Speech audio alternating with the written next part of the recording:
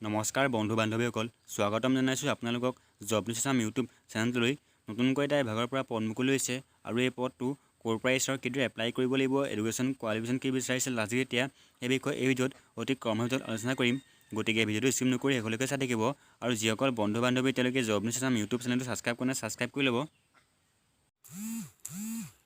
এই পোষ্টটো আহিছে ট্ৰেন্সপৰ্ট ডিপাৰ্টমেণ্টৰ ফালৰ পৰা ইয়াত এনফৰ্চমেণ্ট ইনস্পেক্টৰ পোষ্ট মুকলি হৈছে আৰু ইয়াত টোটেল পোষ্ট ২৭টা দৰমহা দিব ২২,০০০ পৰা ২৭,০০০ টকা আৰু লগত গ্ৰেড পে আছে ৯,৪০০ টকা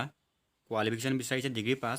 আৰ্টছ ছায়েন্স কমাৰ্চ যিকোনো পৰা ডিগ্ৰী পাছ কৰিলে এই পোষ্টটোৰ কাৰণে আবেদন কৰিব পাৰিব যদি আপোনালোকে 12 পাছ কৰিছে আৰু লগতে 3 বছৰীয়া অটোমোবাইল ডিপ্ল'মা বা মেকানিকেল ইঞ্জিনিয়াৰিঙৰ ডিপ্ল'মা আছে